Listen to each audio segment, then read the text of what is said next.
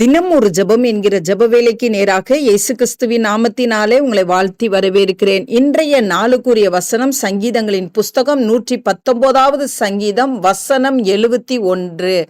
நான் உபத்திரவப்பட்டது எனக்கு நல்லது, அதனால் உமது பிரமாணங்களை கற்றுக்கொண்டேன். நாம் யாவரும் கண்களை மூடி தேவனை நோக்கி ஜெபிப்போம்.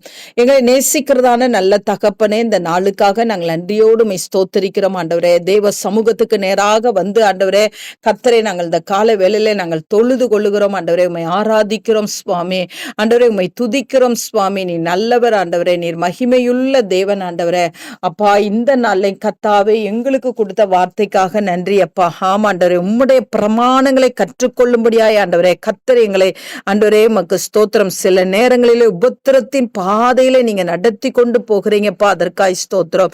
ஆமாண்டவரே, அந்த உபத்திரத்தின் பாதையில நாங்கள் முறுமுறுக்க கூடாதப்பா ஆண்டவரே மக்கு ஸ்தோத்திரம். நீங்க என்ன கற்றுக் கொடுக்க விரும்புகிறீங்களோ அதை நாங்கள் ஆண்டவரே கற்றுக்கொள்ளுகிற கிருபையை தாங்க. உபத்திரத்தின் பாதையில ஆண்டவரே எங்களுடைய மாம்சத்தின் கிரியைகளை நாங்கள் வெளிப்படுத்த கூடாது ஆண்டவரே. ஆண்டவரே, உபத்திரம் ஏற்படும் பொழுது ஆண்டவரே ஆவியின் கனிகளினால் நாங்கள் நிரப்பப்பட்டவர்களாய் காணப்பட கர்த்தர் உதவி செய்யுங்க சுவாமி.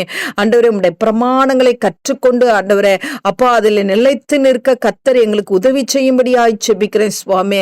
ஆமாண்டவரே, உபத்திரவம் ஆண்டவரே அப்பா எங்களை புடமிட்டு ஆண்டவரே எங்களை பொன்னாய் மாற்றும், அதற்காய் ஸ்தோத்திரம். அந்த உபத்திரத்தின் பாதையில நீர் எங்களோடு கூட இருக்கிறீங்கப்பா ஆண்டவரே. சாத்ராக் மேஷாக் ஆபேத்நேகோவோடு கூட இருந்த தேவன், தானியேலோடு கூட இருந்த தேவன், யோசேப்போடு கூட இருந்த தேவன், பவுலோடு கூட இருந்த தேவன் ஆண்டவரே, ஒவ்வொரு அப்போஸ்தலர்களோடு இருந்த தேவன் ஆண்டவரே அப்பா, இன்றைக்கும் எங்களோடு கூட இருக்கிறீங்கப்பா, அதற்காக ஸ்தோத்திரம். உடைய பிள்ளைகள் சோர்ந்து போக கூடாது சுவாமி. உங்க சமூகத்துல வந்து கற்றுக்கொண்டு உமக்குள்ளே நிலைத்து நின்று மிகுந்த ஆண்டவரே அப்பா கனிகளை கொடுக்கிறவர்களா இருக்க கர்த்தர் உதவி செய்யுங்க.